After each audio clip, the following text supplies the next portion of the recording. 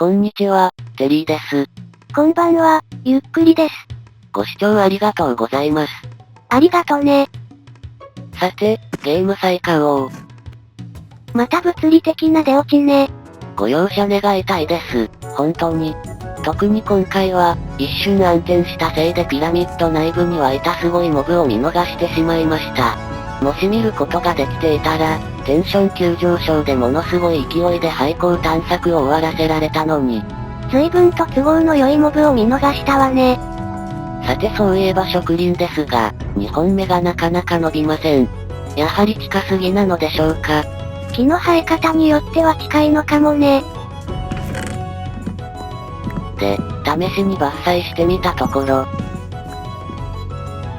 苗は40秒ほどで、まだ成長の余地があることに気づいたようです。もともと潜在能力があったものね。なお植林を始めてからというもの、ダークオークに伐採をせかされている気分になることが多いです。何か良い方法を模索しなければなりません。あれだけ植林大絶賛していたのに。きっとまだまだ自分のものにできていないんです。さて前回は、要塞と廃校、それに久々に洞窟を探索しました。つまり、おめでたい気分だったのね。いつ以来かわからないほどのまともな洞窟探索で、初心に帰ってしまいました。それ、初心者に帰ったの誤りよ。さてでも、廃校探索なら少々自信ありです。過去に何度か廃校の木材を取り尽くしていますし、何より毒蜘蛛のトラウマは克服済みなんです。つまり、建築ターン以外でもコツコツ建築する方針なのね。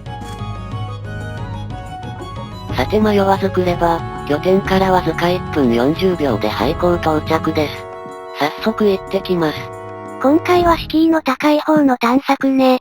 なお各アイテムの収集目標数を勘定すると、こんな感じになりました。石炭が10倍じゃないの。もはやここで集めきるのは無理っぽいです。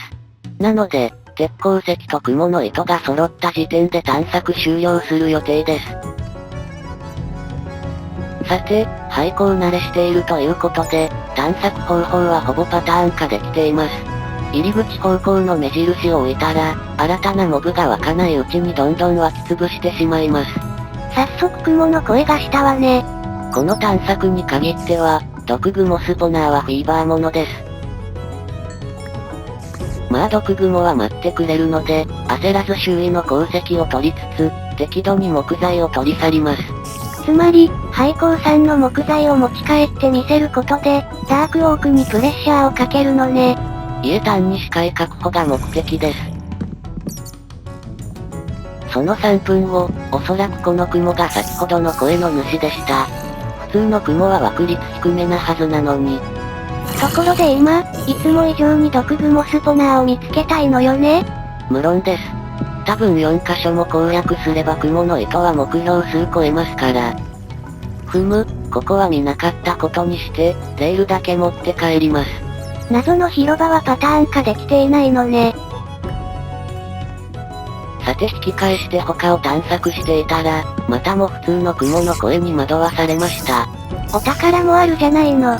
今後積む建築材を考えると、スポナーのお宝よりも役立つものが多そうです。ラピスがあったわね。なお本命は、村人用のトロッコだったりします。チェストですらないんだ。そしてしばらく探索すると、早くも2人目の村人用トロッコをゲットです。何人連れてくるつもりなのよ。前に村人に聞いた時は、転居希望者が3人いました。さて、こまめに探索済みの通路を封鎖してみると、どうも未探索の廃校が、謎広場の向こうにしかなさそうな感じです。さっきはいてなかった時に突入すればよかったのに。廃校と下に伸びた洞窟から出てきたモブ、それに水に流されてきたモブに襲われる気がするんです。よしここは、戦略的撤退です。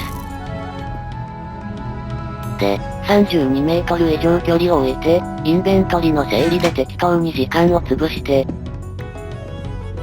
そして、ディスポーンしたはずだったので、超びっくりしました。何をやっているんだか。まあでも攻略手順はちゃんと考えてきました。左の壁沿いに進行すれば、注意するのは前と右だけで済むんです。テリーをおとりにして通り抜ければ？それだと大量のモブを私が引き連れて移動することになり、その手のトレインはマナー違反になることもあるようです。何の話してるのよ。さて、前回に続いてまたもゾンビスポナーを見つけました。こんな頻度で見つけられるなら、村の地下洞窟で、あっさりゾンビスポナーを見つけられそうな気もします。まあ気のせいだけどね。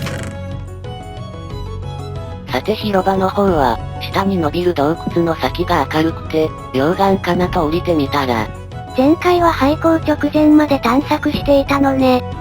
実は密かに前回、近場に廃校があるケースにおいて、洞窟探索中に廃校を探す練習も兼ねていたんです。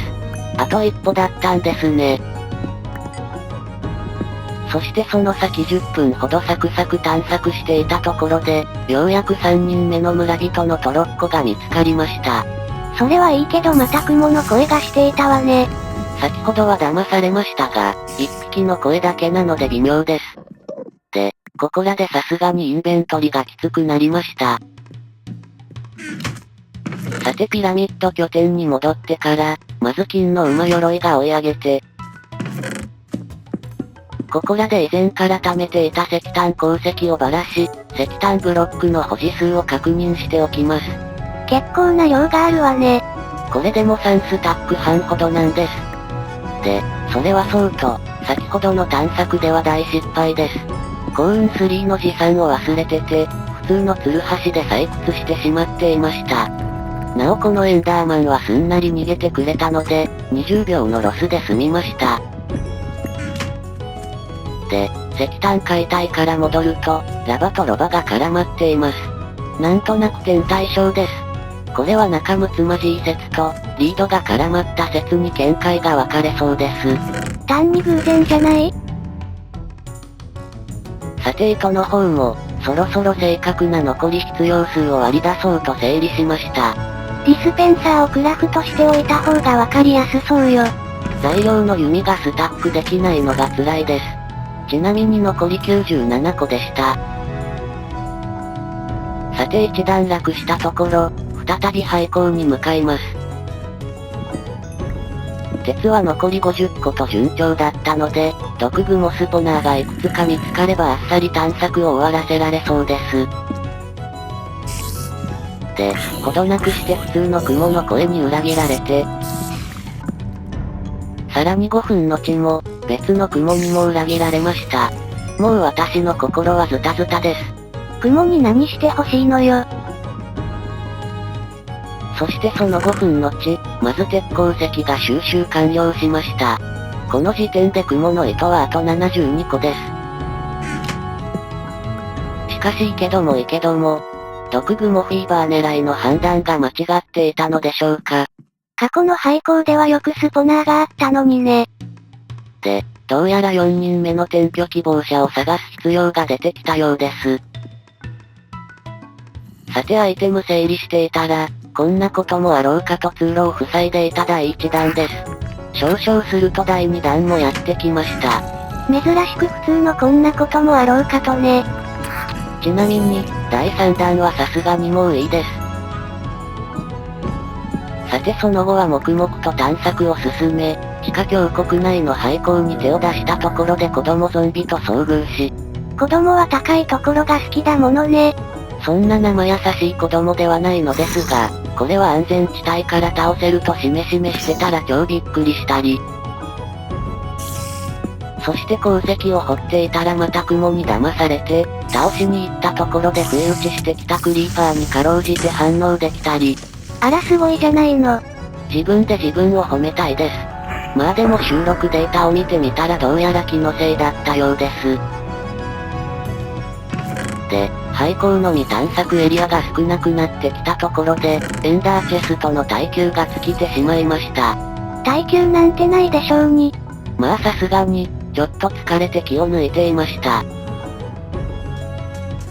さて、ピラミッド拠点に戻ってきたところで今回はここまでです。結局雲の糸はあと17個と惜しかったです。次回もまた廃校探索なの？いえ、鉄鉱石と雲の糸の積む層を入れ替えることを思いついたので、廃校探索はおしまいです。それにしてももう、未探索エリアはかなり少なかったはずなんです。ひょっとしたら、初めて毒グモスポナーが存在しない廃校を探索していたのかもしれません。というわけで、次回こそはいよいよ最後のバイオーム探しに出発します。今度こそ待ったなしなのね。廃校探索はもう十分すぎるほど堪能しました。これ以上余計なことをせずに旅立ちます。では、次回も頑張っていきます。それではまたね。バイバイ。